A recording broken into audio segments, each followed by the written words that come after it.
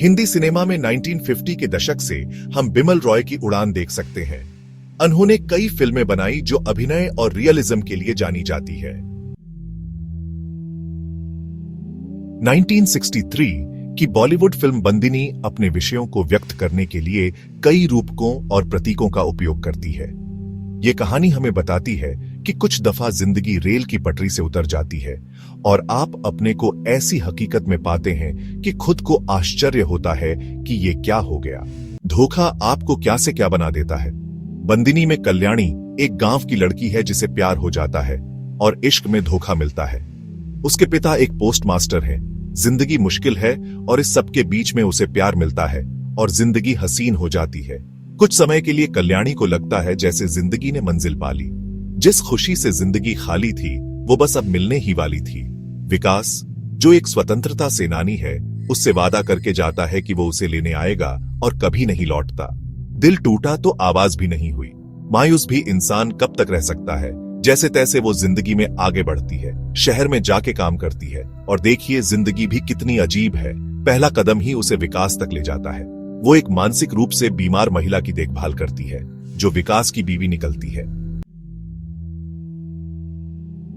जिंदगी में धक्के मिलते हैं, मनचाहा नहीं मिलता, सपोर्ट नहीं मिलता, तो मानसिक रूप से आप ये सब सह नहीं पाते। पहली दफा सिनेमा में ब्रेकडाउन दिखाया गया है, मनोविज्ञान की बात की गई और बड़े नजदीक से एक ऐसी कहानी बताई गई जो आज तक किसी ने नहीं सुनी। कल्पना कीजिए कि आप एक घर में रहते हुए उस महिला की देखभाल कर रहे हैं जो आपके प्रेमी की पत्नी है। दिन ब दिन आप उसे अपने प्रेमी के साथ देखते हैं और सोचते हैं कि मुझे उसकी जगह होना चाहिए था। कहते हैं कि जब आप मानसिक रूप से अस्थिर हो तो एक सहारा काफी होता है और जब वो भी छिन जाए तो आप अपने को खो देते हैं। कल्याणी को जब पता चलता है कि उसके पिता उसे ढूंढते हुए शहर आए थे और एक दुर्घटना में उनकी मृत्यु हो गई, इससे वह अपने प्रेमी की पत्नी को झड़ दे देती है। कल्याणी उसे अपने दुखों का कारण मानती है। उसके पिता की मौत उसे पागलपन की ओर ले जाती है और वह अकल्पनीय कार्य कर देती है। एक औरत को घर में या दफ्तर में तो दिखाया गया, पर जेल में ऐसा पहले नहीं दिखाया गया। इस फिल्म में कुछ चीजें जो दिल को छू जाती हैं। पहला, जेल की सलाखें। फिल्म में सबसे प्रमुख प्रतीक जेल की सलाखें कैदियों के एकांत, दूसरों से उनके अलगाव और उनकी अपनी दुनिया में कैद होने का प्रतिनिधित्व करती हैं। सलाखें इतनी सर्वव्यापी हैं कि उनके पीछे से वसंत भी दिखाई देता है। दूसरा, जेल के गार्ड का सब ठीक है। जब फिल्म में कुछ भी ठीक नहीं होता है तो जेल का गार्ड कभी कभी चिल्लाता है, सब ठीक है। तीसरा, विडंबनापूर्ण संदेश।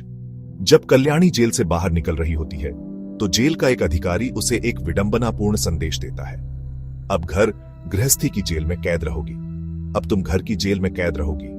चौथा, गीत ओ पंछी प्यारे। यह गीत जेल के एक कैदी द्वारा खुशी से गाया गया है, लेकिन अंतर्निहित विषय एक पिंजरे में बंद पक्षियों का है जिनके पंख कटे हुए हैं। गीत स्वतंत्रता की इच्छा की कल्पना को जगाते हैं। पांचवा, कल्याणी का विकास के प्रति प्रेम। कल्याणी का विकास के प्रति प्रेम भक्तिपूर्ण है। वह उसकी तुलना एक ज्योति या संत से करती है जिसने आध्यात्मिक ज्ञान की खोज में अपने भौतिक जीवन और प्रेम का त्याग कर दिया है। कल्याणी की कहानी बहुत ही नायाब है। कैसे एक इंसान हालात से बेबस हो जाता है, सोच सोचकर अपने दुख का कारण खुद बनता है। असल में कोई भी आजाद नहीं है। बंदिनी से अच्छी इसकी कोई मिसाल नहीं।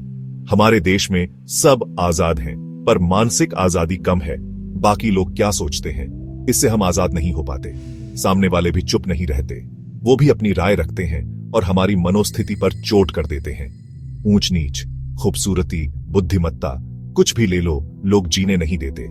कल्याणी के साथ भी यही हुआ है। मूल रूप से कोई भी इंसान दुखी नहीं है, लेकिन दूसरों के विचार और अपेक्षाएं हमारा जीवन छीन लेती हैं। यही वजह है लोग एक जगह से दूसरी जगह चले जाते हैं, पर लोग पीछे नहीं छूटते। जरा सोचिए, समाज की नजरों में आप कुछ भी नहीं हैं। सारी जिंदगी वे आपसे यही कहते रहे हैं और एक दिन एक इंसान आता है और कहता है कि तुम उसका प्यार हो, उसका सब कुछ हो, और ठीक इसी तरह आप फिर से महत्वपूर्ण और जीवन से भरपूर हैं, और फिर वह चला जाता है। न जीना या खुशी को न जानना एक बात है, लेकिन उसे खोना उससे भी अधिक कठोर बात है। ये आपको अंदर ही अंदर मार देता है, क्योंकि अब आप जानते हैं कि खुशी महसूस करना क्या होता है, प्यार पाना कैसा होता है।